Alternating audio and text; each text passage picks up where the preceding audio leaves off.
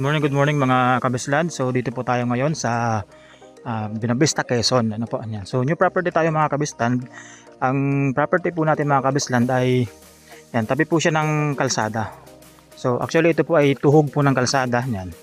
So makita naman po ninyo, meron po siyang kuryente, may linya ng kuryente. So dito mga kabislan, ang pinakasukat kasi ng property 7.8 hectares. Yan. So pero 4.8 hectares lang po yung ibebenta nila. Ano po? So ang expected naman po nila na sukat na or meters ng frontage is yan, almost nasa 200 din po, more or less 200 meters din yung frontage na matitira sa kanila. So ito mga kabislan, nakikita nyo na to. Yan. So mga niyog so kasama na po yan sa property.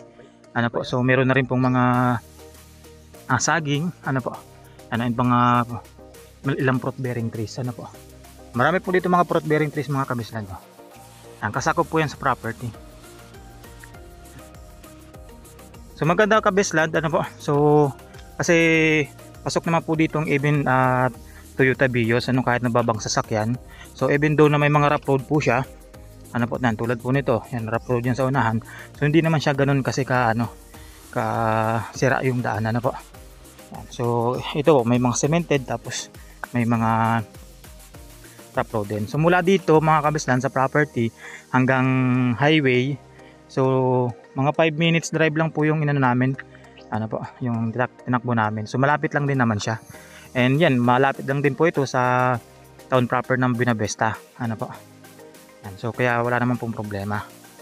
So may mga tanim siya may mga nyog, medyo may mga maliliit. Tapos yung iba naman po, yung part na doon is mga namumunga na din. Yan.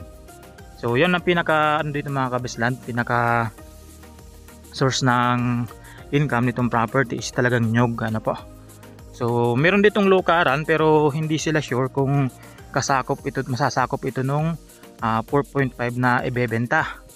Itong part na to, lukaran diyan kasi naglulukad yung tiyuhin po nila, which is yan po yung part na yan, sa 3 hectares na po yan masasakop.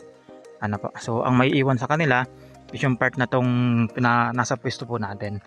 So dito mga kabislan, tingnan natin yung structure ng lupa. So medyo ito po elevated po siya, area na to elevated siya sa kalsada. Tapos medyo banayad lang naman po yung packet niya, So medyo hilly siya ng konti pero banayad lang naman. So pero itong baba na to mga kabisland, so medyo pantay siya. So yan yung magandang spot na pwede nyong gawan din ng bahay kung sakali, basta malinisan lang po natin, Maganda ito mga kabisland kasi napakamura din po yung benta nila dito. So ito po mga kabisland, titulado naman po siya, kaso yung may-ari po o nakapangalan sa titulo is patay na po siya. So yung dalawang magkapatid na lang po yung nagbebenta. Yung isang anak nung nakapangalan sa titulo, tapos yung mga apo, yan. Yan, kasama po namin ngayon yung mga apo po nila. So kaya bali itong dalawang na po itong lote na to is dalawa lang po siya hahatiin. So ito mga kabislan, makita po ninyo, and elevated pa rin siya, tapos yun medyo hilly ng konti dito. So konti lang naman po, banayad lang ang pagkahili. So akitin po natin. So hindi ko lang po masabi mga kabisland kung ilan talaga yung frontage. Pero sabi po nila mga more or less 200 meters yung frontage nito. So ito mga kabisland, mga takaran naman po yung mga nyug po dito. Tapos may mga puno din po ng mangga. So from Metro Manila mga kabisland, kung gusto nyong bisitahin itong property, magdadrive lang po kayo ng mga 6 to 7 hours. So pwede na po nating meet up, kung familiar kayo sa Binavista, Quezon. Kahit doon na lang po tayo mag meet up sa Rotonda, yung bago po siya pumasok ng town proper.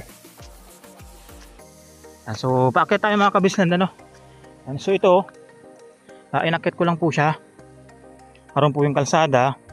So inakit ko siya pero hindi naman siya yung ganong katirik po, so banayad lang din naman. Tapos pagdating po dito sa part ng itaas, medyo pantayan siya, ano po. Yan o. Ito, medyo pantayan siya dito. Yan, maganda rin po ditong ano, gawan din po ng bahay, ano po, sa part na to. Yung nga lang, medyo malayo na sa kalsada to. Ito siya oh. Yan, so medyo malinis naman siya. Kasi marami din pong nyug. Yan. Mga takaran po ang nyug dito mga kabisland. Yan, ito po yung medyo malinis na area. I mean yung madalang po yung tanim. Yan po. Tapos ito, halos ano na po siya, no? Pantayan na din. Ito mga to. Yan po yung mga nyug nyo, ang dami. Ang ganda. Yan. So sa part na ito mga kabisland, medyo overlooking na rin siya. Ano po? Mountain view. Sa part doon may, alam ko po may dagat kasi dito eh.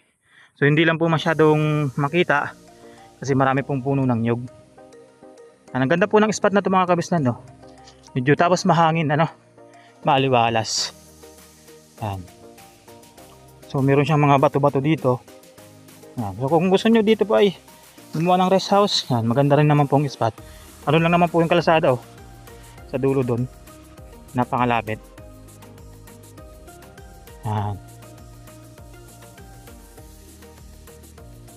So ang ganda dito mga kabisland. So yan, sa mga kabisland po natin na naghahanap po ng roadside na property, so dito sa Quezon Province, yan, so pwede nyo po itong i-consider.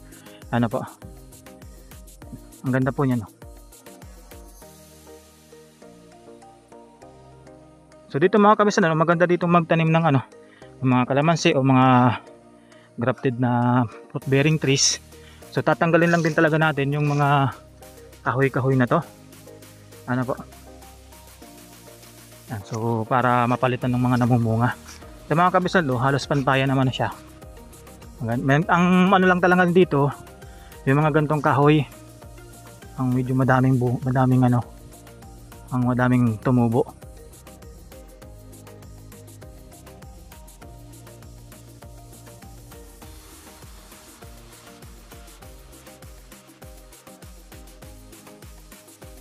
Yan po siya. Sa kuryente mga kabisland, okay naman po ano. Pag sa tubig, deep well naman po yung ginagamit po ng karamihan din dito. Tapos bumibili na lang din po ng ano, ng mineral water. Madami naman po ditong mga ano, mga tindahan po ng tubig. Then pagdating po sa signal, yan, may mga spot din po ng mayroong signal, ano po. Smart po, malakas po dito ang Smart. Even Globe, yung dito SIM kasi hindi masyado.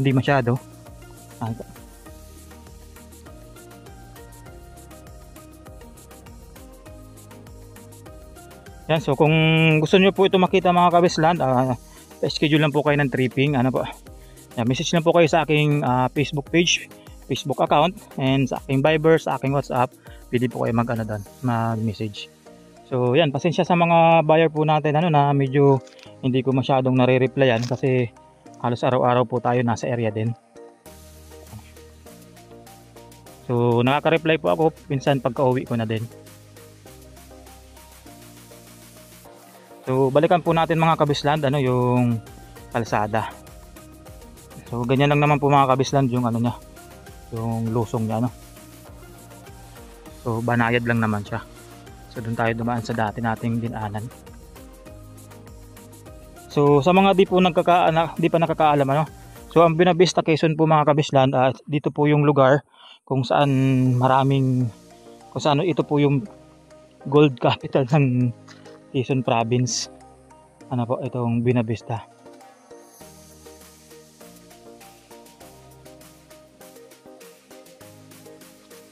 So ang Buena Vista Quezon po ay dating sakop po ng Ginyangan Quezon. So ngayon yung Ginyangan Quezon nahati po sa tatlo, naging Buena Vista, nagkaroon pa ng Tagkawayan, saka yung mismong Ginyangan, ano po.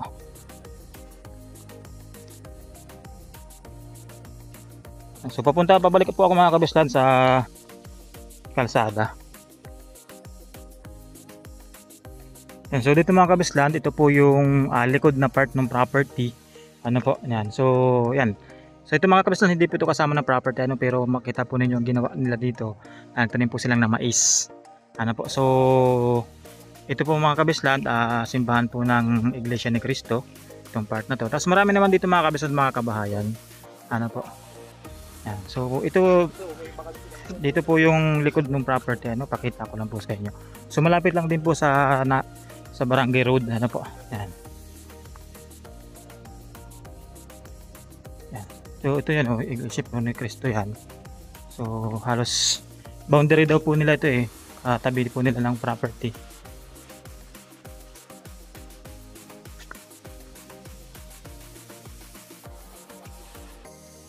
Yan, so ito mga kabislan, makita po natin. Yan, so simula daw po sa nyug nito mga kabislan, ano.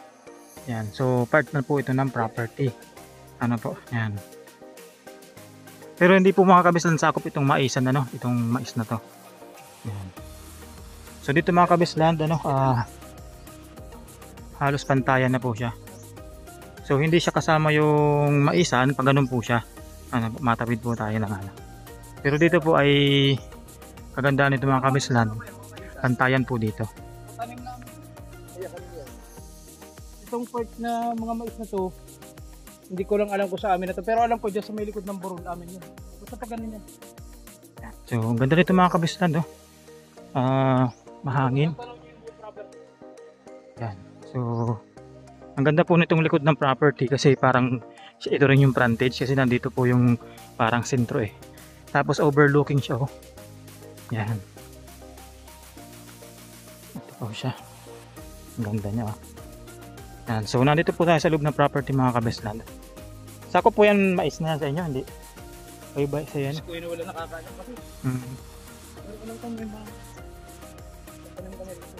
yan, halos ito mga kabislan, wala siyang masyadong tanim na nyog, ano. So tinaniman lang nila ng mga mais. Ito.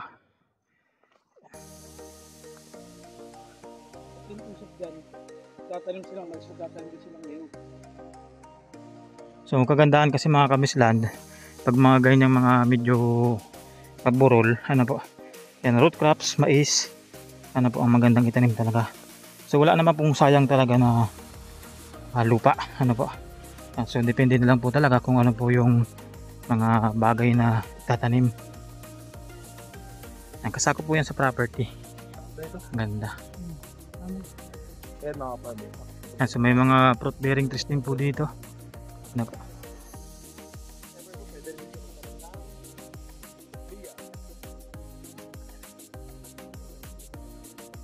Yan, so hanggang sapa, basak hanggang sa arko. yun, nakadulas na po si Kuya, oh. Ang boundary po dito mga kabislan ay yung sapa. May sapa daw po dyan, ano. Yan, so yun po yung boundary. So dito mga kabis, itong mga kubo-kubo na ito mga kabislan, mga pahingahan po nila to. Ano po, kasama na po yan sa bilihan.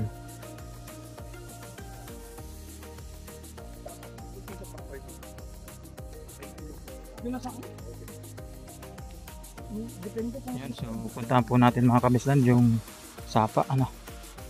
Kita po natin yung boundary. Yan, oh. So ito mga kabislan, halos wala rin tanim pero elevate, ano siya, ano, paangat din. So yan, root crops pa rin mga kabislan. Pinakadabis po dyan. So kung gusto po ninyo mag-alaga din po ng mga panabong na manok, pwede rin po dyan. Ano to? Yan. Sa paghahayupan mga kabislan, pwede rin po, ano. Ayan. Kasi ito sa paghahayupan, pwede rin naman po ito mga ano to. Kasi di naman siya ganun ka-direct Ano po. So ito po yung ano niya. Ito po yung sapa niya. So naririnig na natin kahit na medyo malayo-layo pa tayo. So, kita lang po natin yung sapa, ano. Ito mga kabislan, sakop pa ito ng property. Tingnan mo mga tanim po natin dito, ano, mga root crops pa din. Ang ganda naman po kasi buhaghag naman po kasi talaga yung ano niya. Buhaghag yung lupa niya. So talagang bagay na bagay sa mga root crops. Ang ganito po yung ano niya, sapa niya.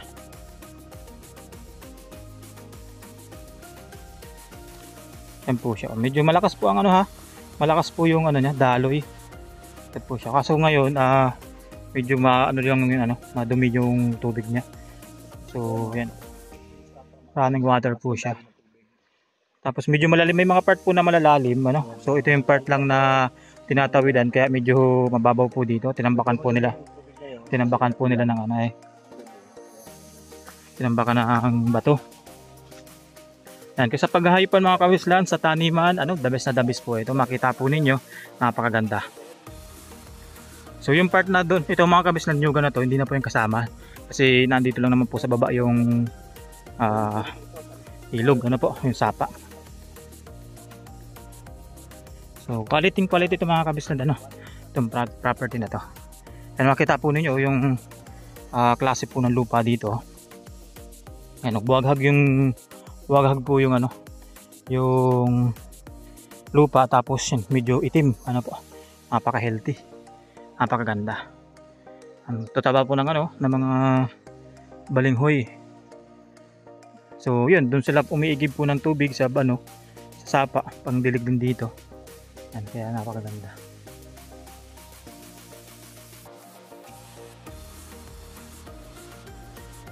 So doon mga kabislan sa may Iglesia ni Cristo, so pwede rin naman kayo doon maglagay ng bahay. So pero may right of way lang doon na kailangan Kaso lang naman po mga 20 to 40 meters lang naman yung layo sa sa Barangay Road po. Pero doon sa sa unang part po ng video na to, so yun, doon na po yung tuhog ng kalsada, yung property. Kaso medyo sentro po kasi medyo sentro yung yung sa may Iglesia ni Cristo po. Yan. So yung parang likod ng property yun. Ang ganda nito mga kabislan.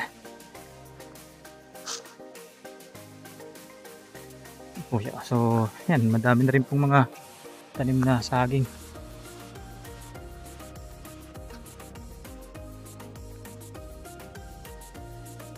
Yan, so hanggang dito lang tayo mga kabislan. Kung meron man po akong mga informations pa na hindi nasabi, na gusto nyong malaman, na feel free to ask lang po mga kabislan. So message lang po kayo doon sa ating mga contacts, mga contact number, ang contact information. So hanggang dito lang tayo mga kabislan. Ingat po palagi and God bless po sa lahat.